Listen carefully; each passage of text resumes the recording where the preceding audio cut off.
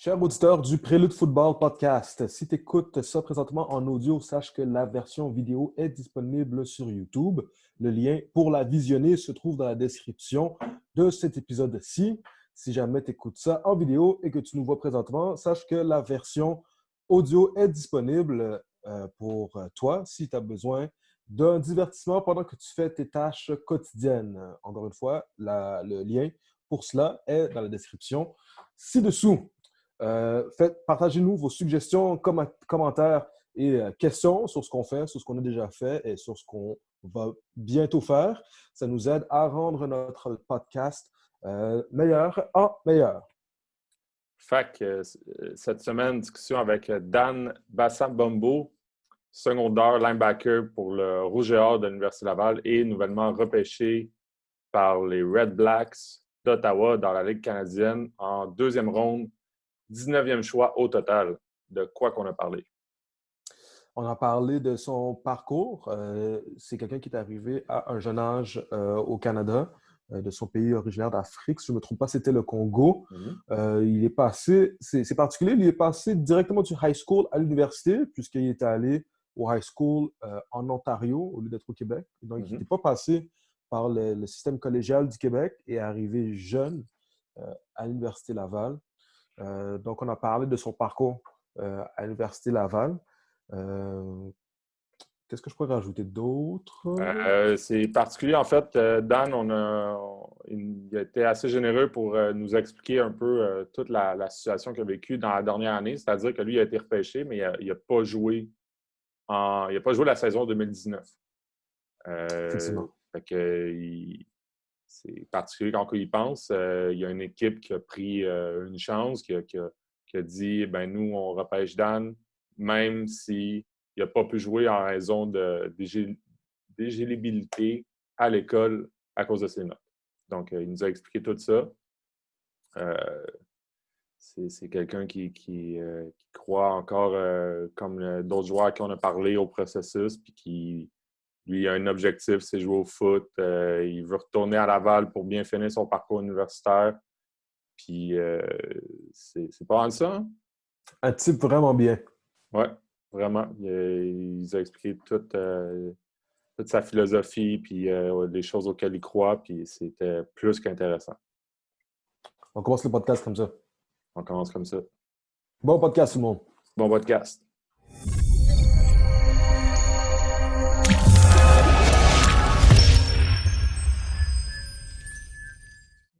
Comment ça va en ce moment dans la fin de confinement qu'on est en train de vivre, le retour à la vie normale, si on peut dire? Est-ce que tu penses que tu es proche de faire tes premiers pas avec le Red Black, l'équipe qui t'a repêché au dernier repêchage de la Ligue canadienne? Bien sûr, je me sens proche, mais il faut dire que ce n'est pas facile quand on est un peu dans un terrain inconnu.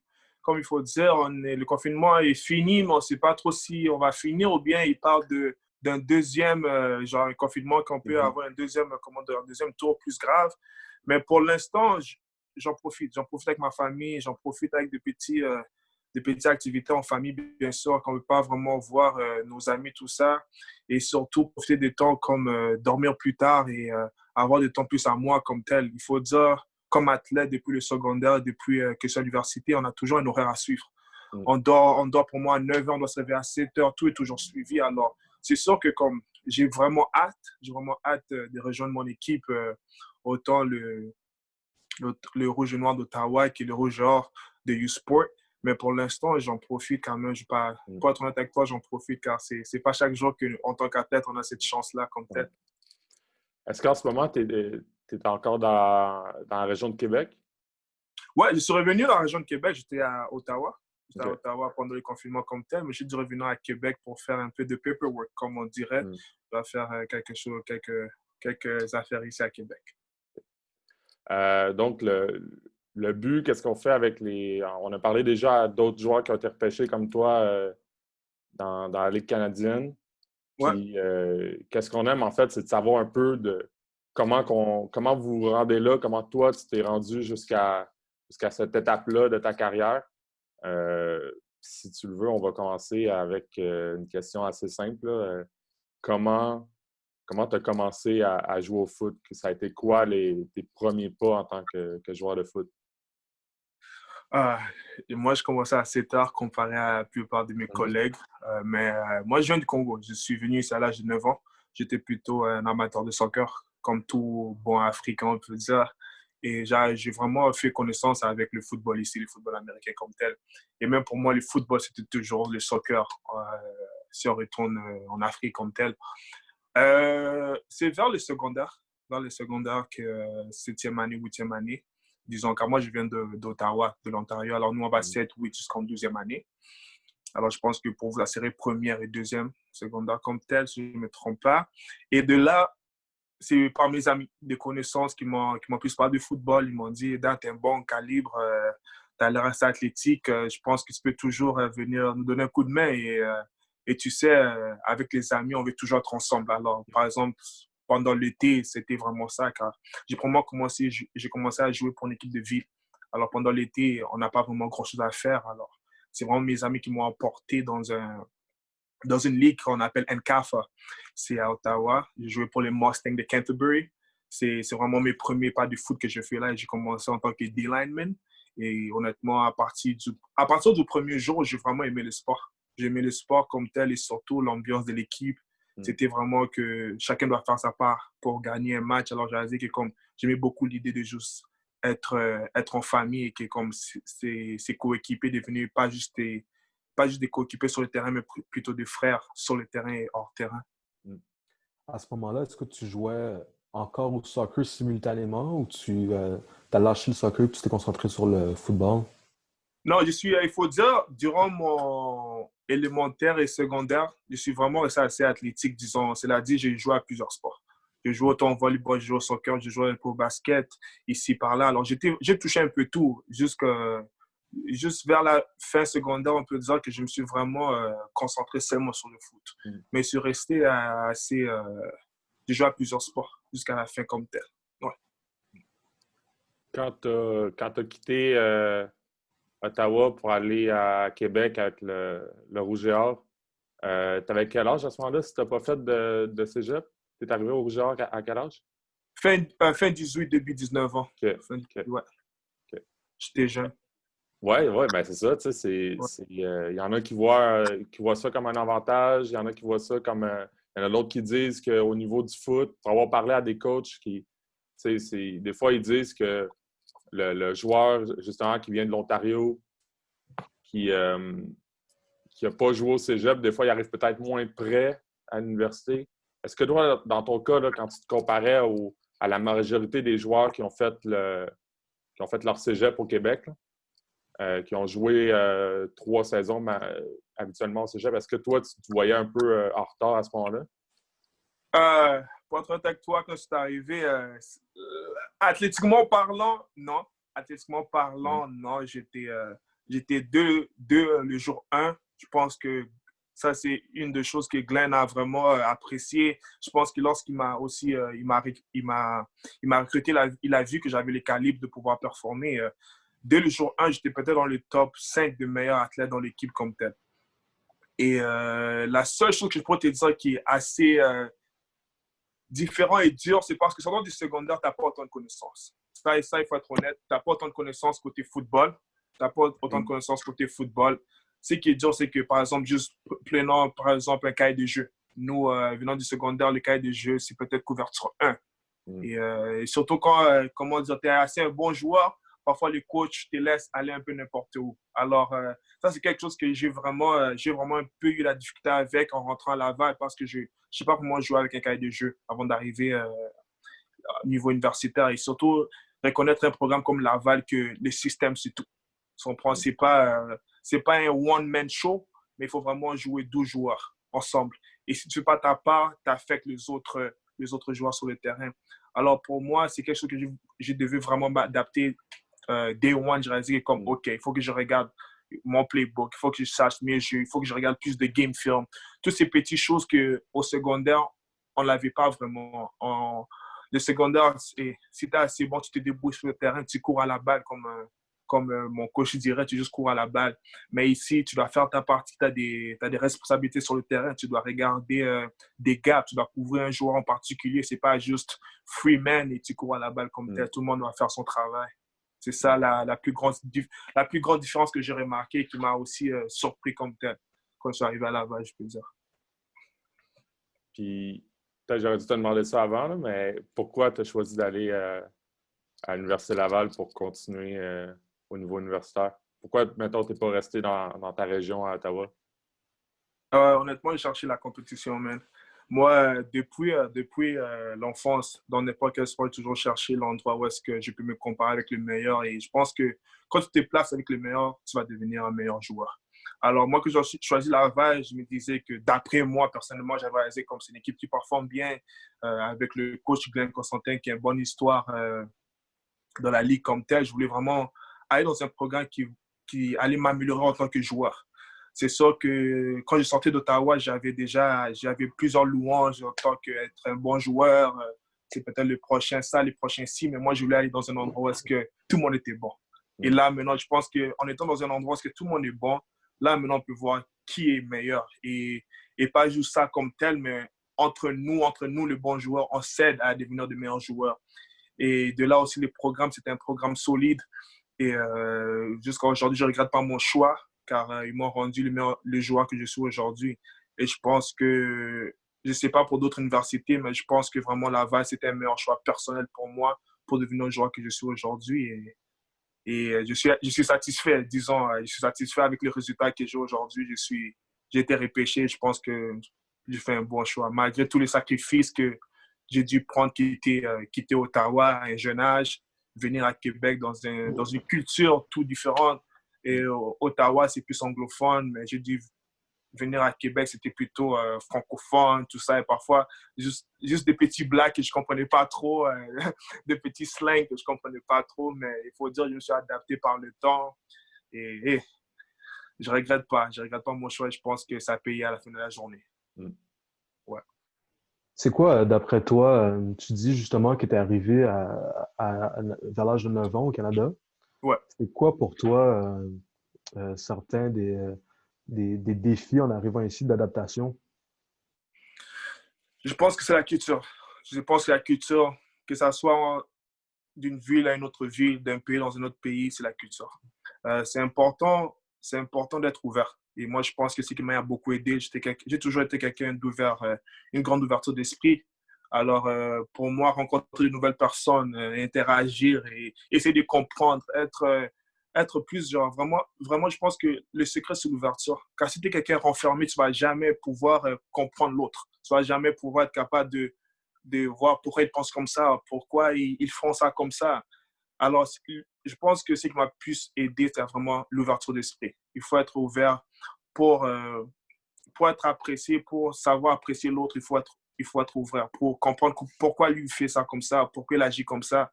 C'est vraiment ça la clé de mon adaptation comme telle ici à Laval. Et lorsque je suis venu du Congo ici au Canada, c'est vraiment voir pourquoi les autres font ça, pourquoi ils font ci. Ça serait vraiment la réponse principale pour moi, l'ouverture d'esprit. Comment tes parents, comment ta mère a réagi quand tu lui as dit que tu voulais jouer au foot? Parce que les deux, tu sais, pour te mettre un peu dans le contexte, les deux ont coach au secondaire, puis souvent, en tout cas, moi personnellement, dans les dernières années, on entend ça, tu sais, on essaie d'approcher des jeunes qui n'ont jamais joué au foot, puis souvent, c'est « Ah, mais mes parents ne veulent pas ». Comment toi, ils ont réagi? Au début, c'était ça. Au début, je pense que comme tous immigrants, les parents immigrants, ils sont... pas qu'ils ont peur, mais ils préfèrent l'école. Ils préfèrent qu'on s'en à l'école et avoir le diplôme. Et je pense que si tu veux devenir docteur ou quelque chose de sûr, je pense que c'est la réalité. Tu penses comme... Ils nous ont amenés ici, ils veulent juste notre bien. Tu comprends? À la fin de la journée, ils veulent juste notre bien. Parfois, choisir des carrières comme athlète, chanteur, c'est parfois des carrières risquées. C'est la réalité des choses. En tant qu'athlète, tu peux te blesser à n'importe quel moment. Tu comprends? Et je pense que nos parents, tout ce qu'ils veulent pas qu'on laisse on laisse notre avenir sur une chance comme tel, mais ils veulent qu'on mette notre avenir sur des choses sûres, comme avoir ton bac. You know, comme quand tu as un bac, personne ne peut te l'enlever. Mais dans un sport, c'est très facile de rentrer sur le terrain et on le souhaite à personne, mais des blessures peuvent arriver à n'importe quel moment. N'importe quel moment. Et moi-même, j'ai vu des gars tomber malheureusement sur le terrain et parfois, tu t'es dit, parfois, c'est les meilleurs qui avaient peut-être un futur. Mais malheureusement, c'est des choses qu'on ne contrôle pas. Et je pense que la raison que nos parents africains, ils veulent juste notre bien. Ils veulent juste pas qu'on se retrouve, qu'on a vu juste le foot et le foot, on est blessé, on ne peut plus jouer au foot et là, on n'a plus quelque chose quoi d'autre faire. Et je pense qu'ils veulent juste qu'on ait au moins un bac qui va nous permettre de pouvoir faire d'autres choses. Alors, ce n'était pas facile. Si je reviens à mon cas, mon père c'est un enseignant. C'est un enseignant secondaire, alors il faut dire que lui, c'était l'école ou rien. Alors, lui, ça a pris du temps. Ça a pris du temps avant qu'il réalise, OK, mon fils est quand même bon et mon fils, OK, il a peut-être un futur dans ça. Et j'ai dû faire des promesses. J'ai dit à mon père que je vais finir mon bac. C'est une promesse que je l'avais dit. Et que le football aussi, ça serait dans mon parcours comme tel. Et je pense qu'aujourd'hui, il est content, il est fier de moi. Et il sait combien de temps et de force j'ai mis dans ça. Et il a vu aussi qu'avec mon succès comme tel, ça l'a rassuré encore plus. Et il croit en moi encore plus. Et que ce soit mon père, ma mère, ma soeur, et c'est peut-être mes fans numéro 1 aujourd'hui. Alors, je suis satisfait comme tel. C'était pas facile au début, mais il faut dire qu'aujourd'hui, c'est notre histoire.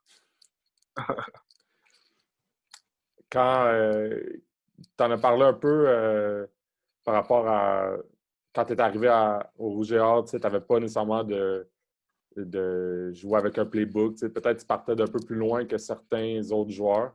Ouais. Comment tu te décrirais à ton arrivée au Rouge et Or comme joueur?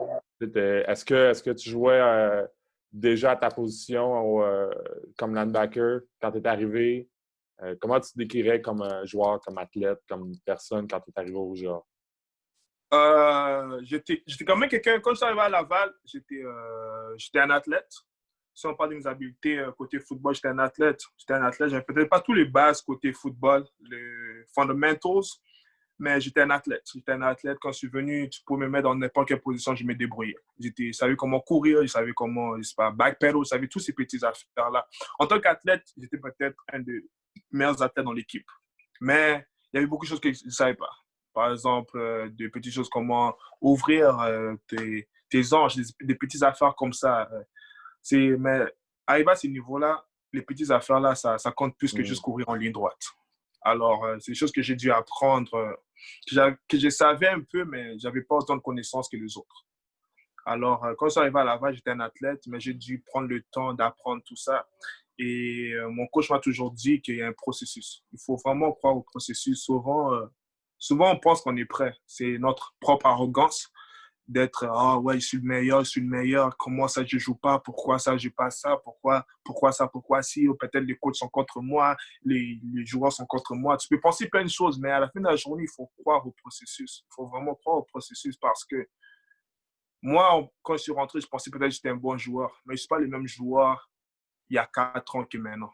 Et ça, je peux l'avouer, ça, je peux le dire ici devant vous et pour tout le monde qui aura la chance d'écouter ça, il faut vraiment croire au processus car on n'est jamais la même personne qu'on était hier.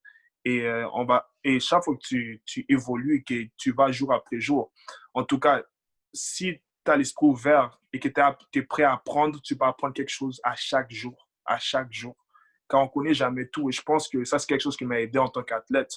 Malgré que je suis rentré juste athlète, mais football à ce niveau, c'est pas juste savoir courir. C'est savoir se déplacer, savoir comment pas perdre un pas à droite ni à gauche et faire le bon pas, car ça, c'est comme on le dit pour les grands amateurs de football, on dit toujours que le football, c'est un sport de inches. Alors, c'est vraiment des verges, des petits verges. Alors, ça peut être ces verges-là qui laissent l'autre équipe, je ne sais pas, marquer un touchdown ou pas. Et plus que tu avances, plus tu vas réaliser que comme, oui, c'est vraiment ça, que le grand jeu des 40 verges, ça s'est perdu pour moi à la ligne de scrimmage lorsque tu as laissé l'autre te dépasser. Alors, tout se passe vraiment genre comme dans les inches. Et je pense que c'est ce qui est important. C'est ce que j'ai réalisé par le temps très vite à Laval. Mm.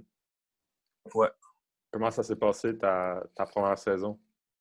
Ah, ma première saison, c'était dur. C'était plutôt dur mentalement. Mentalement, comme j'ai dit, je parle toujours de processus, mais le processus, c'est pas facile. C'est pas facile à accepter. Surtout quand tu penses que, OK, j'ai laissé ma famille, mes amis à Ottawa et je viens à Laval, à Québec, et je veux jouer dès ma première saison. Après, tu réalises, c'est pas le cas. C'est pas le cas. Et aujourd'hui, oui, je me fais réfléchir. Oui, peut-être j'ai des jeunes qui me voient, ils sont comme moi, je vais juste être comme lui, mais ça, c'est le produit final. C'est important de vous faire savoir que ça, c'est le produit final, qu'il y a tout un parcours derrière. Car dès ma première année, je n'étais pas partant. Et c'est ça souvent que les gens ne voient pas. Il y a tout un processus, que ce soit à l'école, que ce soit aux entraînements, que ce soit dans les heures fermées chez toi, quand personne n'est là, quand les lumières sont fermées. Ça, c'est le processus que les gens ne voient pas. Et souvent, ce que les gens voient, c'est le produit final. Alors, moi, que ça arrive à Laval, c'était pas facile. En première année, j'ai joué pour moi 4 ou 5 matchs maximum. Mais j'ai juste fait des unités spéciales. J'ai pas eu la chance de vraiment jouer sur aucune opposition comme telle. C'était vraiment les unités spéciales comme telles. Et même pas toutes les unités spéciales. Pour moi, je jouais sur 3 unités spéciales. Et parfois, c'était dur. Parfois, c'était dur mentalement.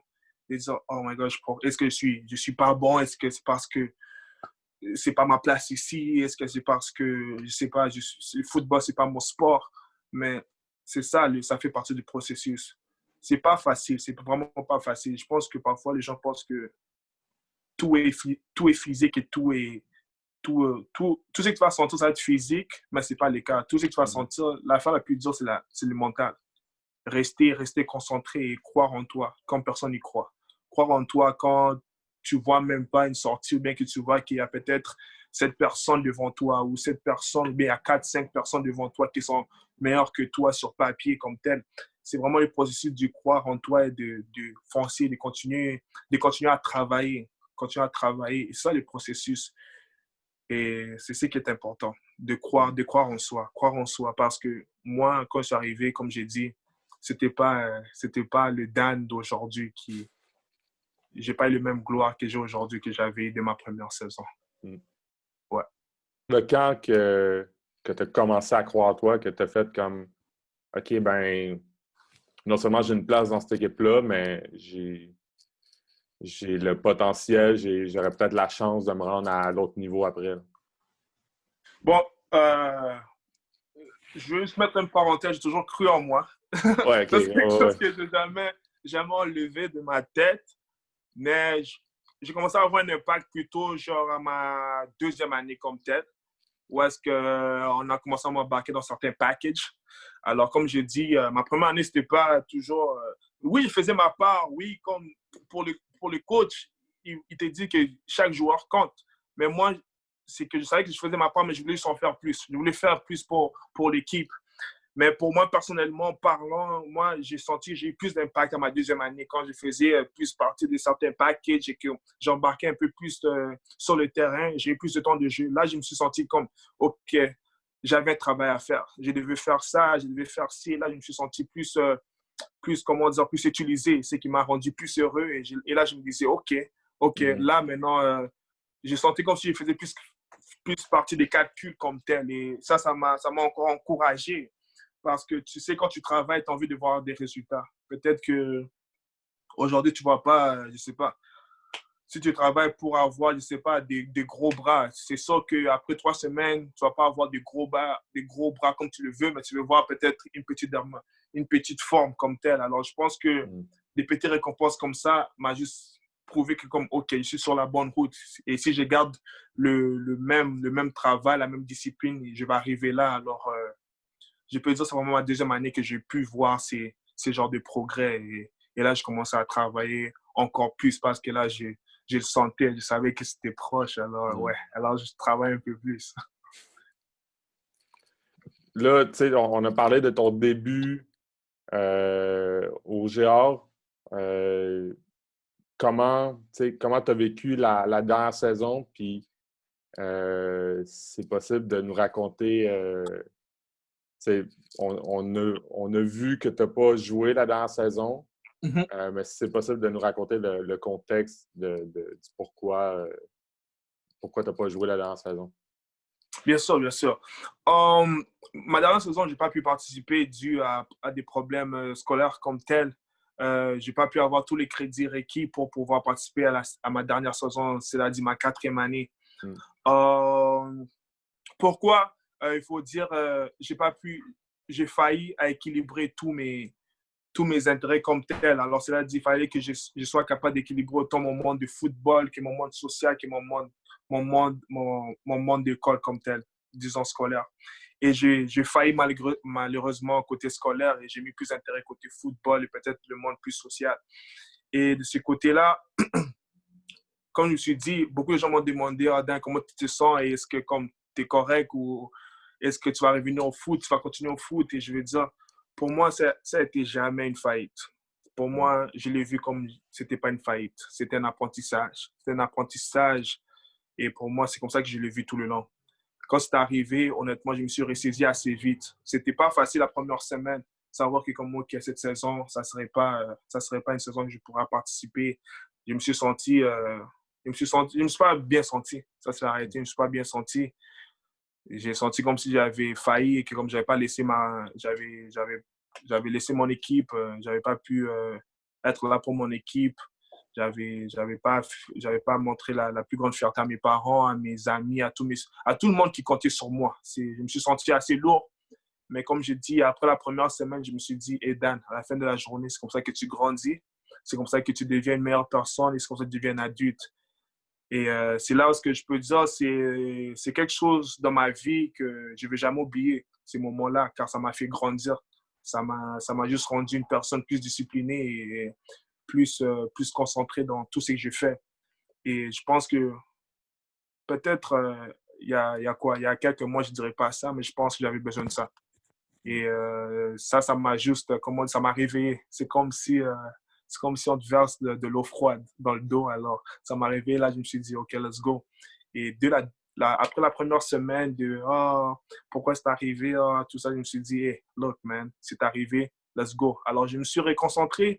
Je travaillais plus fort côté école. Je me suis entraîné sans arrêt, sans arrêt. J'ai rien changé dans ma routine comme telle. J'ai continué à travailler. Je me suis ajusté où est-ce que j'avais plus de lacunes. Je me suis concentré plus à l'école et j'ai fait sortir de meilleurs résultats. J'ai travaillé plus côté gym. Je suis devenu plus athlétique, plus rapide, plus fort. Et honnêtement, j'ai pris ce moment pour m'améliorer en tant qu'individu.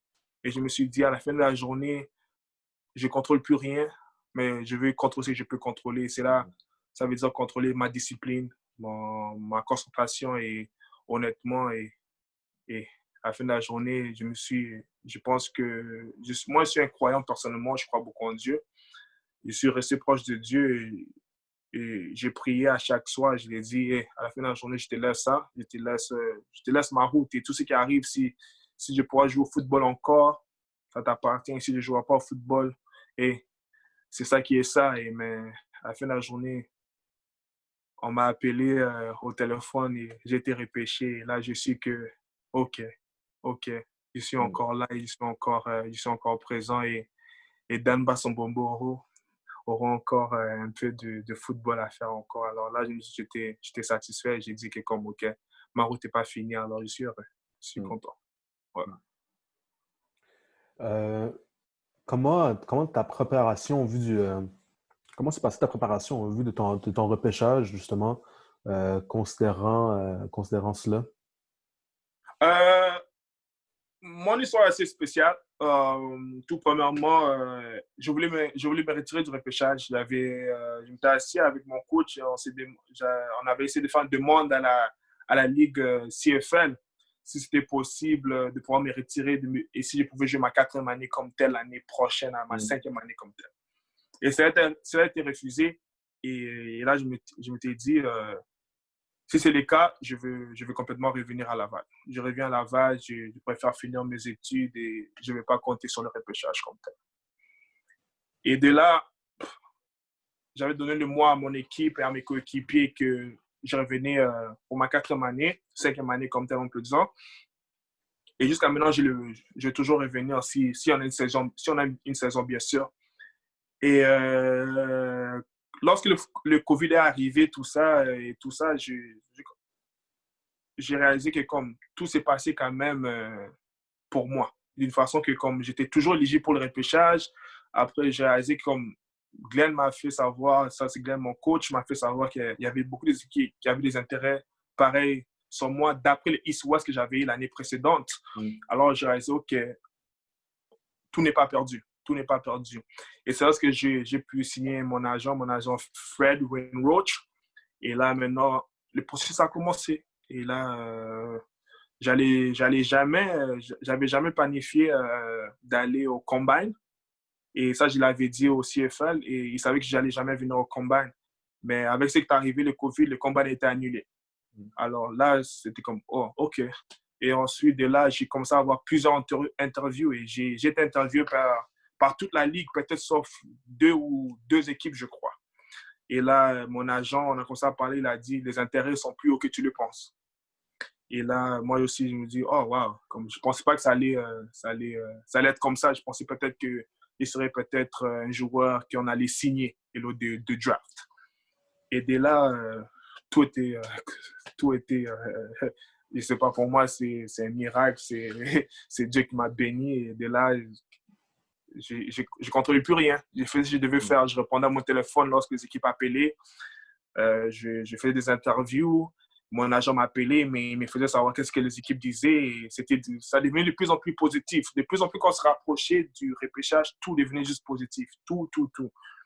Et ce n'était pas peut-être une équipe ou deux, ça allait à 6 équipes qui étaient vraiment genre, oh, Dan, est-ce qu'il va revenir à l'école? Est-ce qu'il pense à pareil s'il est repêché tôt? Est-ce qu'il va rester avec nous? Est-ce qu'il va pareil revenir à l'école? Plein des affaires. Et comme ça, c'est comme si ça venait comme sur mes mains, un peu comme ma carrière. Et là, je me suis dit, oh, OK.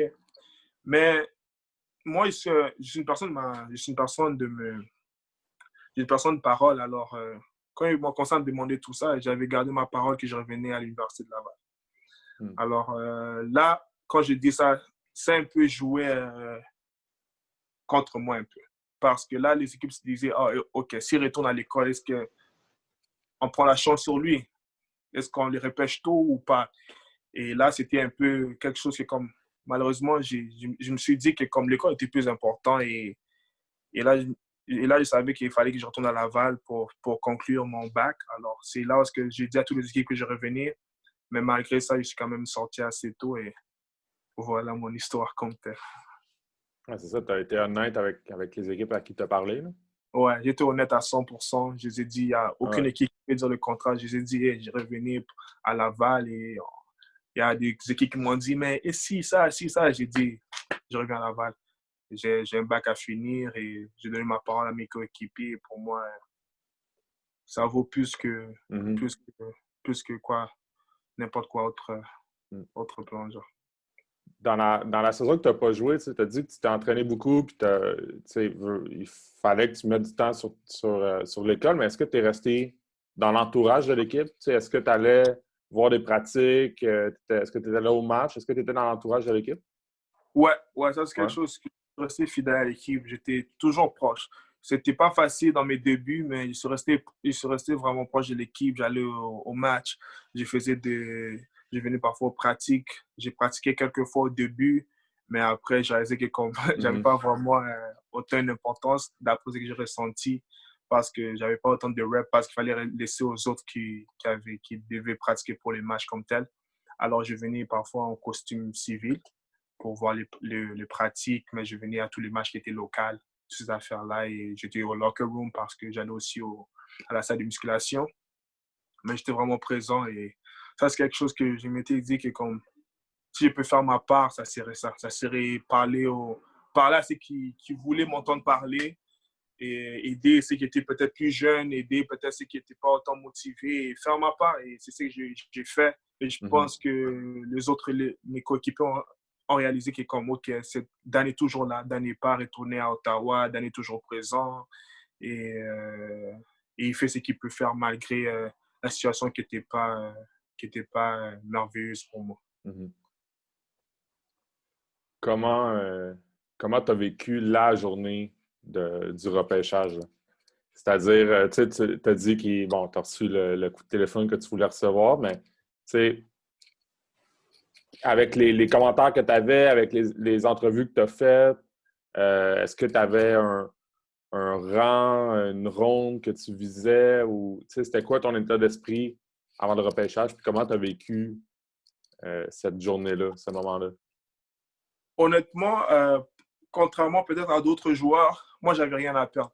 J'avais vraiment rien à perdre parce que j'avais une situation assez différente. Disons que je n'avais pas joué l'année passée et j'avais pas vraiment...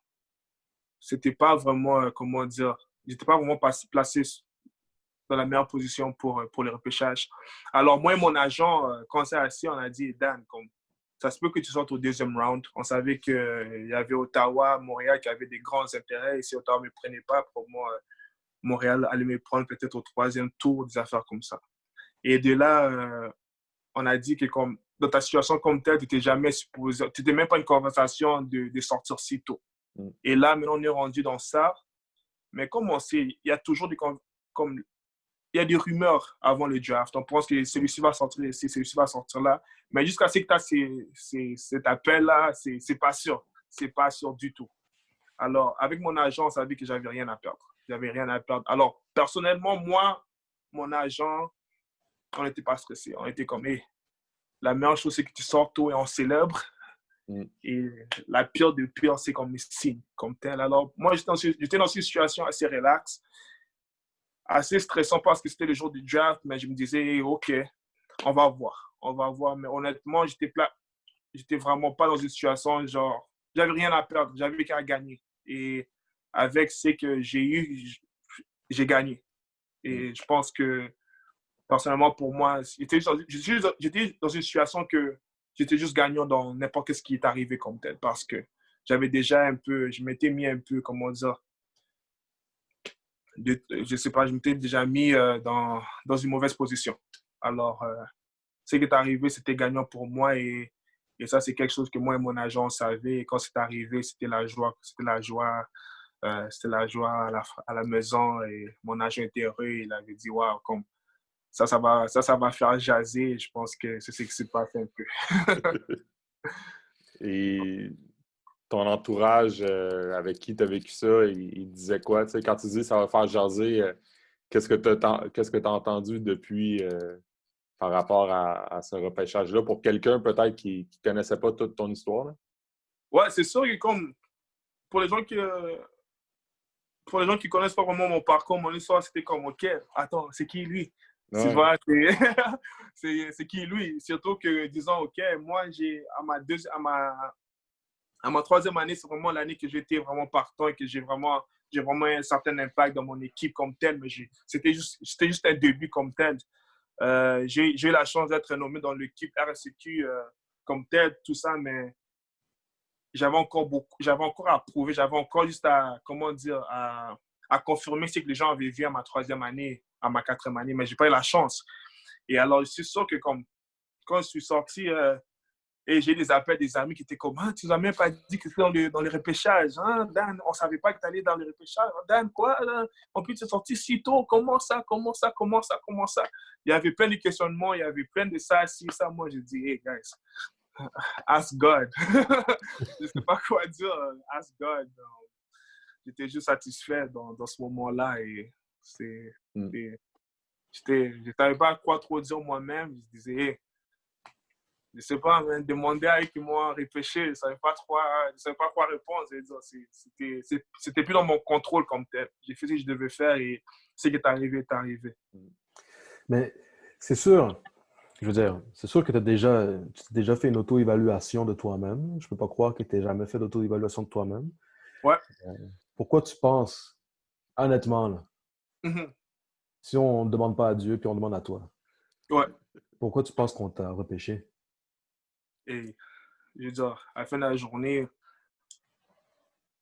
je suis un bon gars.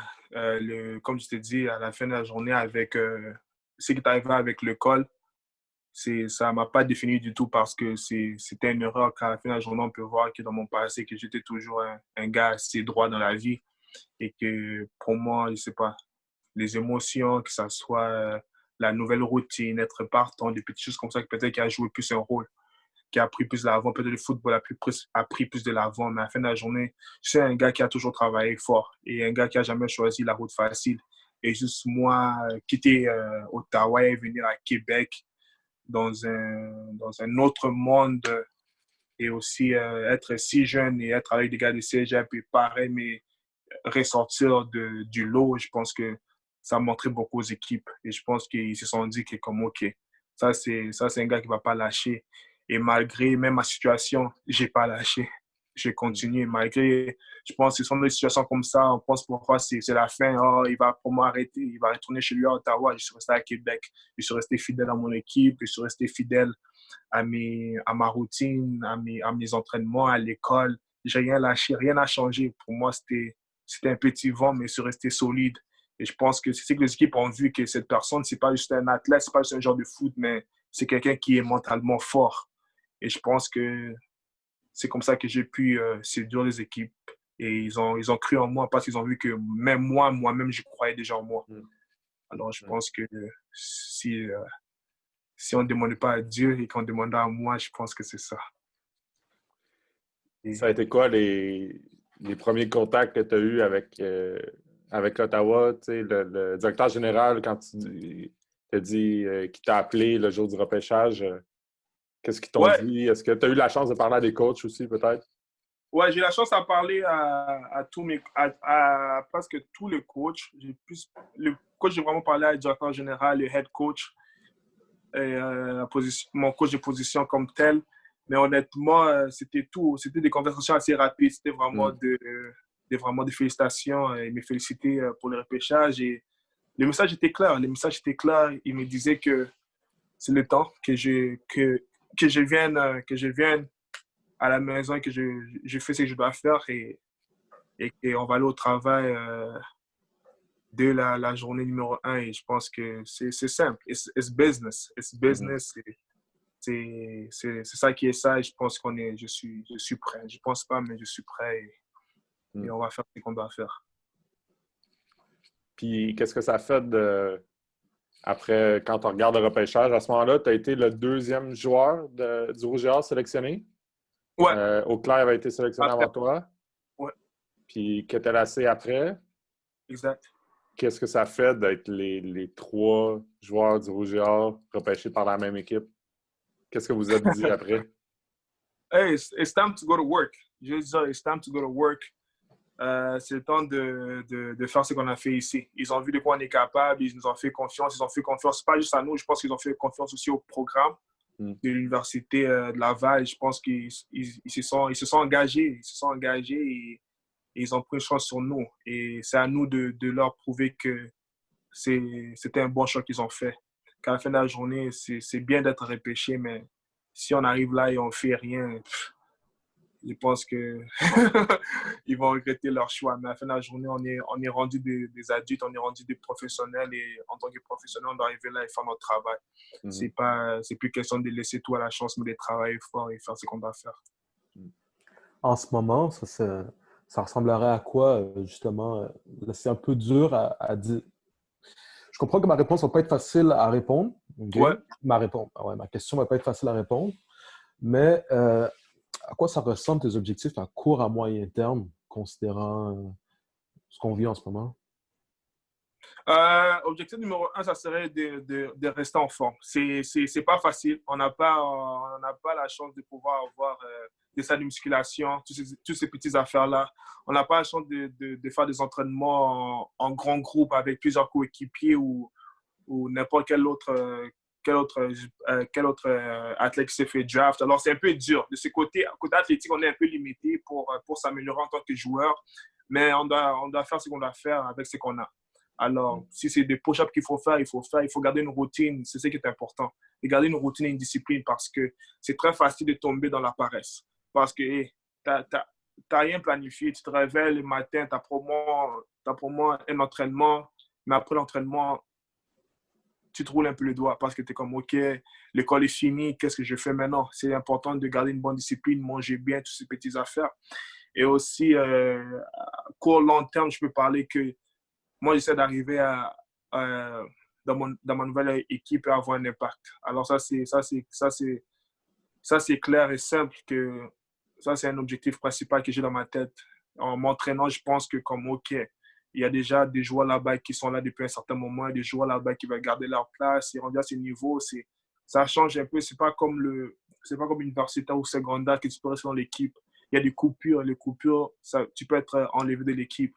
Alors, tu as vraiment besoin de t'éprouver et avoir une place dans l'équipe. Alors, c'est juste me préparer pour ce niveau-là. C'est sûr qu'il y a l'inconnu qui se place aussi parce que jamais je suis dans ce niveau-là comme tel et j'essaie de regarder le plus de films possible, demander des questions à des connaissances que j'ai déjà professionnelles pour savoir c'est quoi les changements, est-ce que c'est plus rapide, est-ce que c'est la force, c'est l'intelligence, qu'est-ce que je dois améliorer de mon jeu. Je pense que c'est des petites affaires comme ça que je me concentre à l'instant même pour pouvoir réaliser mes objectifs à long terme qui sera avoir un impact dès ma saison numéro 1 de la CFL. Est-ce qu'il y a une personnalité publique, ça peut être un athlète, un politicien, un artiste ou qui que ce soit, il pourrait en avoir plus qu'une personne aussi, qui t'inspire? Si je pense comme ça, moi, je ne suis pas un grand fan de basket, mais j'ai toujours aimé LeBron James comme tel. Même pas question de son talent, mais j'ai beaucoup aimé l'aspect qu'il a amené more than an athlete. L'aspect de juste more than an athlete. Parce que je pense qu'en tant qu'athlète, on a une plateforme pour utiliser pour pouvoir faire plus. On ne devait pas juste s'arrêter en étant OK, je me suis fait draft et tu vis la vie, tu penses qu'à toi, tu fais pas plus pour la communauté. Alors, moi, d'un athlète, j'aime l'idée de comme parler, comme faire un peu plus que juste être un athlète. Alors, motiver les jeunes, parler aux jeunes et faire ce que tu peux faire ta part pour la communauté. Je pense que c'est vraiment important parce que même moi, c'est quelque chose que j'aimerais, j'ai voulu avoir quand j'étais plus jeune. Quelqu'un qui peut-être me parlait et qui m'avait peut-être plus dirigé, fait ça, fait ci, ou me donne des conseils pour quand le temps devient plus dur. Et je pense que ces affaires-là, c'est vraiment important. Que quand tu es finalement arrivé, que tu as ces plateaux-là, que les yeux sont sur toi, les caméras sont braquées sur toi, c'est ta chance de pouvoir dire un mot. C'est ta chance. C'est pas quand tu n'as rien sur toi que ta voix est peut-être plus renfermée que d'autres. Mais finalement, ta voix, quand tu dis quelque chose, tu fais quelque chose, tout le monde, tu as plus une audience que peut-être quand tu étais plus jeune. Alors, c'est finalement la chance que tu as de pouvoir avoir un impact sur la communauté, sur la façon de faire des choses et la bonne façon de faire les choses. Et je pense que ça c'est quelque chose que j'ai toujours aimé. Juste faire un peu plus. Ne pas juste être un athlète, ne pas juste vivre sa vie de star comme tel, mais faire plus. Aider la communauté et faire croire aux gens qui ne croient pas en eux qu'il y a quelque chose à l'extérieur, il y a quelque chose là pour tout le monde. C'est pas obligé d'être le sport, ça peut être les chants, ça peut être l'étude. Tout le monde, moi je pense que tout le monde est mis sur cette terre pour faire quelque chose. Il n'y a personne qui est venu sur cette terre juste pour regarder les autres réussir. Tout le monde, et je pense que ça, j'ai dit ça du fond de mon cœur, tout le monde a un objectif. Et c'est à chacun de prendre le temps de se consulter et de rester dans une zone de vraiment réflexion pour voir c'est quoi mon objectif, like my purpose. C'est quoi que je dois faire dans ce monde. Et quand tu le trouves, tu vas à 100 000%, tu vas à 100 000 à l'heure et tu vas jusqu'à ce que tu n'en peux plus comme tel. Alors, je pense que tout le monde a ça dans eux et parfois d'autres ont juste besoin d'un petit push. Et je pense que nous, en tant qu'athlètes, nous, en tant qu'individus, on peut aider ces gens-là comme tel. Peux-tu nous parler de ta game de football préférée? Et qu'est-ce que tu veux dire par là, game de football préférée? La game à laquelle tu as participé, Ouais. ta préférée? Moi, je pense que ça, c'est un game que tout le monde sait. C'est la game lorsque j'étais partant contre Montréal à ma 3e année. C'est une game que je pense que c'est de là que tout le monde a réalisé que, comme, OK, on a un nouveau chien dans la ligue et c'était Dan Bassambombo et là, j'étais fier. Là, j'étais comme, OK, là c'était un game que c'était intense parce que c'était le Carabin, une équipe que je personnellement respecte beaucoup parce que c'est nos rivaux et chaque fois qu'on joue ensemble, c'est quelque chose. C'est jamais des matchs 20-0 ou 30-0. C'est toujours des matchs assez serrés parce que c'est deux équipes qui sont fortes et qui sont assez équilibrées. Et je pense que avoir la chance de pouvoir performer et peut-être, j'étais même joueur de match ces matchs-là, si je ne me trompe pas, car j'étais joueur de la semaine RCQ lors de ces matchs-là. Et je pense que ça veut dire beaucoup parce que c'est pour moi un des meilleurs matchs que tout le monde attend à chaque saison. Et ça, c'est un match que je suis vraiment fier. Et jusqu'à aujourd'hui, j'ai toujours ça marqué dans ma tête. Si tu pouvais avoir un super pouvoir, lequel est-ce que tu choisirais et pourquoi? Ah, super pouvoir. Ah, c'est... Il y a tellement de super pouvoirs que j'aimerais avoir, mais c'est juste un seul super pouvoir. Pour moi, lire dans le pensée des gens, genre comme tel. Je pense que ça mettrait beaucoup de gens dans dans les problèmes. Je pense que savoir ce que les gens pensent et savoir les vrais intérêts des gens pourrait t'éviter à être même ami avec eux ou même leur fréquenter. Je pense que ça serait un pouvoir assez incroyable. Je pense que lire dans les pensées des gens pourrait être un pouvoir que j'utiliserais pas contre eux, mais à me protéger, probablement, et à protéger les autres. Et c'est ça, car à la fin de la journée, la seule chose que tu peux vraiment voir de quelqu'un, tu peux voir les physiques, tu peux voir ses actions, mais la seule chose que tu peux jamais voir, c'est leur pensée.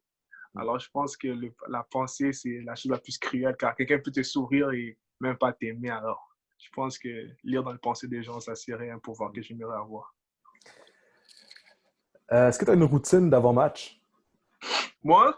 Ouais, avant match, pour moi, c'est toujours important que moi, avant match, il faut que tout soit relax. Moi, je fais tout ce qui est contraire.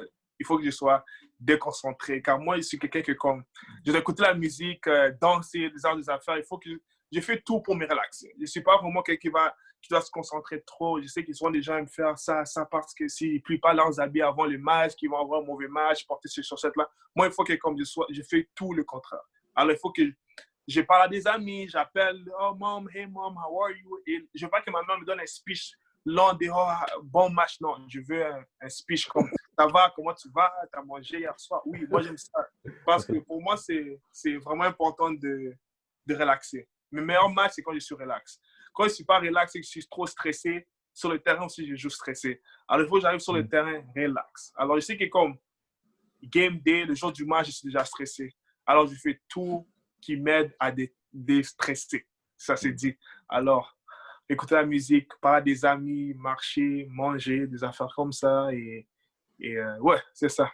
C'est un peu contraire à beaucoup de joueurs, mais ouais, c'est ça pour moi. Ton réalisateur de cinéma préféré te contacte, te dit qu'on fait une autobiographie sur ta vie. Ce serait quoi le titre, puis ce serait quel genre de film? Oh, ça c'est une bonne question. Wow. J'aime. J'avais pensé à ça, mais ça serait peut-être... je pense que ça serait genre Pain Through Success. Je ne sais pas comment on peut le dire en... Je pense que ça ne serait pas le même power en français, mais en anglais, ça serait Pain Through Success. Et je pense que je parlerai vraiment de ce qui est arrière-scène. Je pense que c'est ce qui est important. Je pense que je ferai savoir à tout le monde que comme tout le monde qui réussit dans la vie, ils ont traversé quelque chose. Car tout le monde pense comme, oh, il est millionnaire, il a toujours eu la belle vie. Oh, par exemple, tu ouvres même Instagram et tu vois quelqu'un, oh my gosh, il a la voiture, il a l'argent, il a tout ce qu'il veut, mais il y a toujours quelque chose derrière. Et les gens, j'aimerais que comme les gens voient ça, que comme c'était pas facile d'arriver là. Il y a un travail derrière. Et je pense que lorsque les gens vont voir ça et vont réaliser comme, oh, OK, il est humain comme moi. Il a des difficultés comme moi. Il a vécu des problèmes comme moi. Et là, ils vont réaliser comme, OK, si lui a été capable de faire ça, moi aussi, je serais capable de faire ça. Alors, c'est ça, c'est qui est important. Il y a vraiment un painter success. C'est vrai que comme, il il y a des temps durs. You know? Il y a des jours qui pleut, il y a des jours que comme ça ne tente pas, il y a des jours que c'est dur, mais quand le succès est là, hey, ça goûte un peu plus bon comme tel. Est-ce que tu as déjà reçu un conseil d'un coach que tu utilises toujours à ce jour? Ouais, ouais, il y a un coach qui m'a toujours dit que c'est un quote assez populaire qui est talent. I mean, hard work beats talent. Alors, mais lui, la façon qu'il me l'a dit, c'est que hard work beats talent, mais d'une façon qui est comme il faut toujours travailler. Il faut toujours travailler. Il ne faut jamais arrêter. Et je pense que c'est la chose la plus importante. Que tu sois arrivé dans le plus haut niveau, il y a toujours quelqu'un qui te suit après. Il y a toujours quelqu'un qui te suit après. Mais jamais, jamais, jamais dans la vie être trop confortable. Jamais. Parce que juste quand tu penses que, OK, je suis arrivé, bah, il y a quelqu'un d'autre qui est là. Bah, il y a une autre compétition. Alors, je pense que le travail n'arrête pas jusqu'à ce que tu prennes ta retraite. Arrêtez comme conseil numéro 1, on n'arrête jamais de travailler jusqu'à ce qu'on prenne la retraite. Surtout si tu veux rester dans cette position-là. Car il y a un jeune homme, Alex, qui travaille fort. Il y a un jeune homme, André, qui travaille fort. Il y a un jeune homme, je ne sais pas, n'importe Marc-Antoine qui travaille fort. Et si tu veux rester dans cette position-là de, je ne sais pas, dans n'importe que ce soit dans un poste au travail, sur le terrain, tu dois continuer à travailler fort. Ça, je pense que ça, c'est vraiment que tu dois garder ça à la tête qui est hard work based talent. Que même si tu es arrivé là grâce à ton talent ou parce que la route a été facile pour toi, crois-moi, quelqu'un qui travaille tellement fort qu'il va bientôt t'égaliser ou même te dépasser. Alors, c'est important de toujours garder le travail et garder cette routine-là. Yeah. Si tu pouvais souper avec deux personnes mortes ou vivantes, avec qui tu souperais?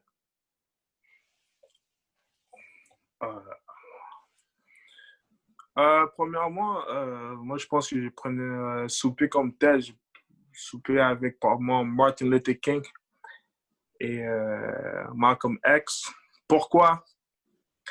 Pour la seule raison, c'est que j'ai toujours voulu savoir comme c'est quel genre de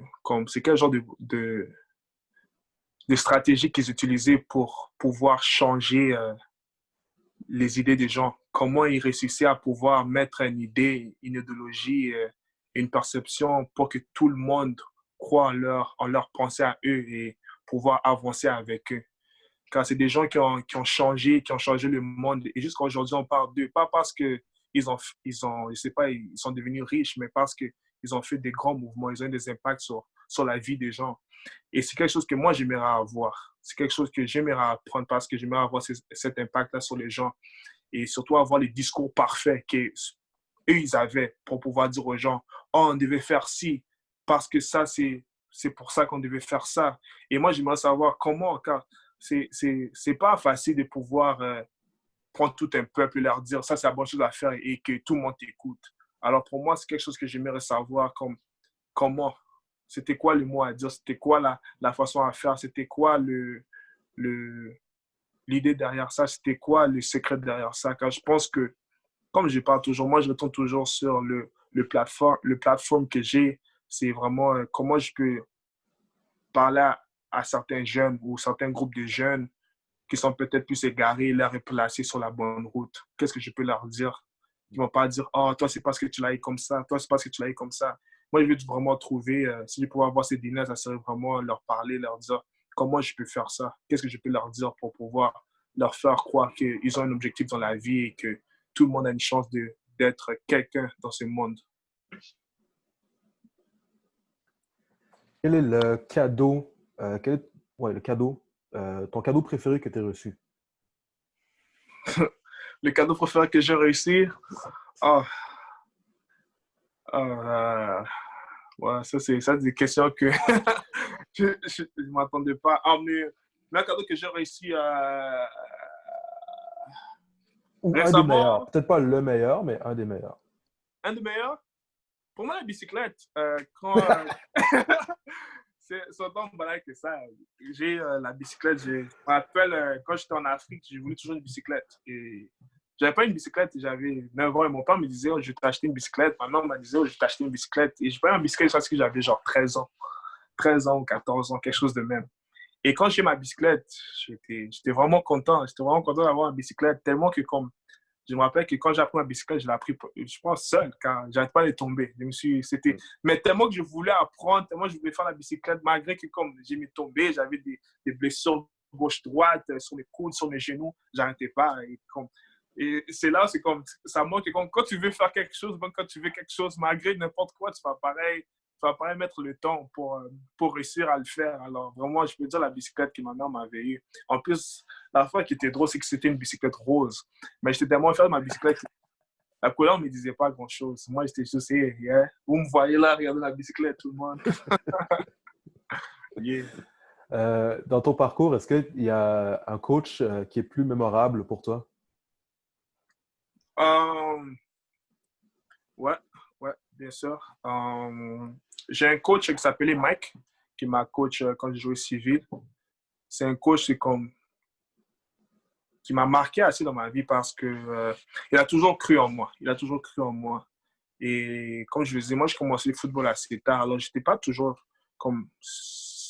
toujours simple pour moi de comprendre les termes, des affaires comme ça. Il ne faut pas oublier que comme moi, vivant en Afrique, je savais juste comment parler français. Mais l'anglais est venu un peu plus tard, qu'aujourd'hui, je suis complètement bilingue, mais il prenait du temps avec moi pour m'expliquer plus, car il savait que comme j'avais cette barrière des langues. Alors, il a toujours pris du temps avec moi et jusqu'à aujourd'hui, je me rappelle toujours de lui parce que c'est lui qui m'a toujours dit comment jouer sa position et il m'a vraiment transmis sa passion.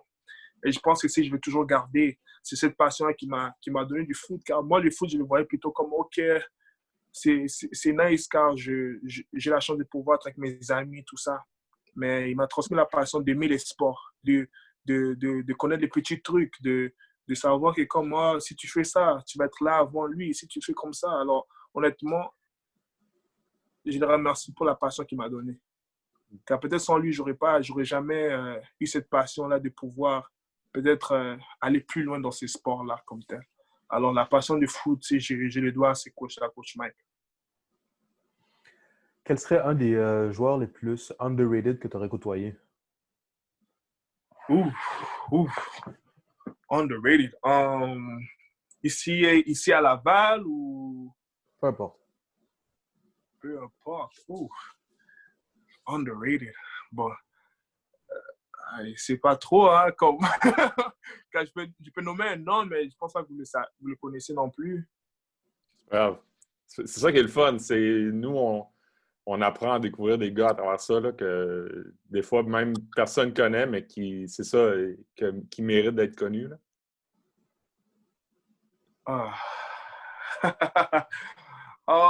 Probablement,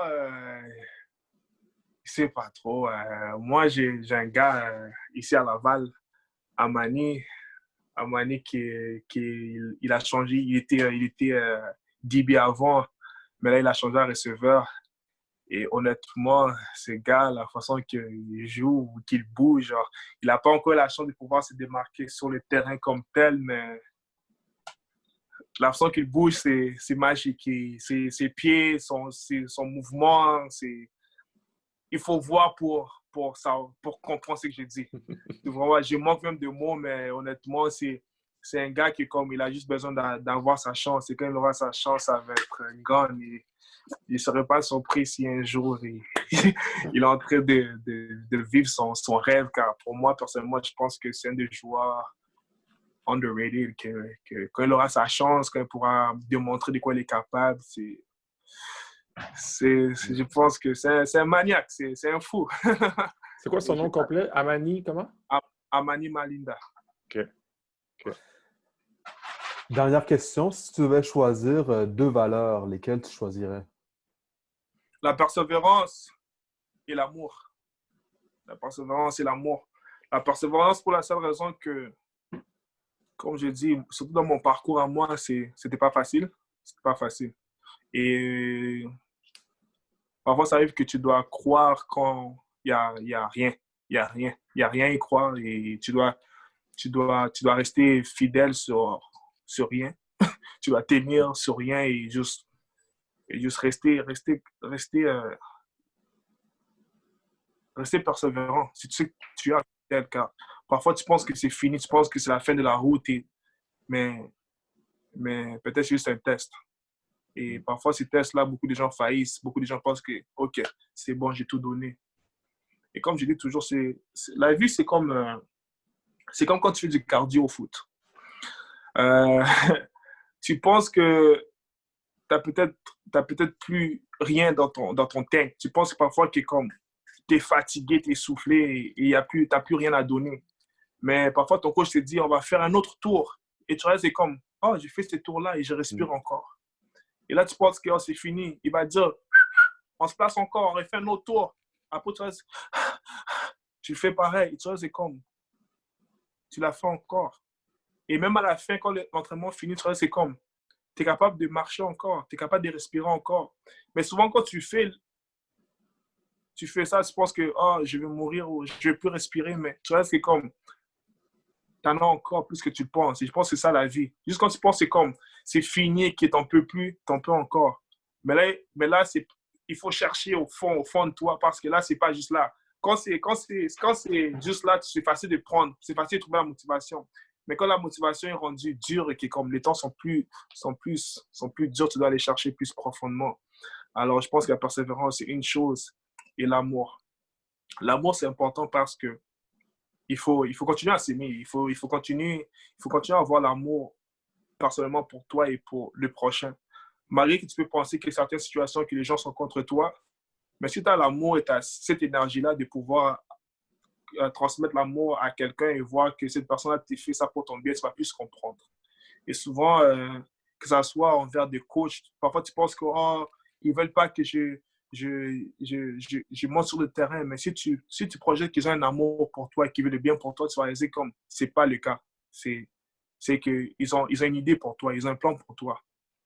Et même chose avec tes coéquipiers, c'est pas parce qu'ils t'ont fait ça, ils t'ont fait si bien qu'il faut toujours projeter l'amour, autant à ses ennemis qu'à ses amis. Et je pense que c'est comme ça que tu vis autant paisiblement intérieurement qu'extérieur. Excellente conclusion. Merci d'avoir pris le temps de discuter avec nous, Dan. Superbe conversation. Vraiment. Quand tu parles de persévérance, je te crois à 140%. Nous autres, les deux, on coach au secondaire, puis des fois, on en a là, des jeunes qui croient, qui vivent dans le moment présent, qui ne voient pas que l'école va peut-être potentiellement les affecter, puis que le foot, c'est important, mais il n'y a pas juste ça, puis que le foot, on dit souvent que le foot, c'est une métaphore de la vie, puis je pense que dans tout ce que tu as dit, tu l'as bien décrit. Tu es le troisième joueur universitaire à qui on parle qui a été repêché, puis moi, qu'est-ce qui me frappe, c'est que vous êtes tous des athlètes, mais tu peux pas juste être un athlète. Il faut que tu ailles la personnalité, la persévérance, puis tu le confirmes encore plus avec la discussion qu'on a eue. Là. C'est vraiment cool. Merci encore d'avoir été avec nous. Dan Bassam Mombo, secondaire de l'Université Laval, nouvellement repêché par les Red Blacks d'Ottawa. Merci, Dan. Un plaisir.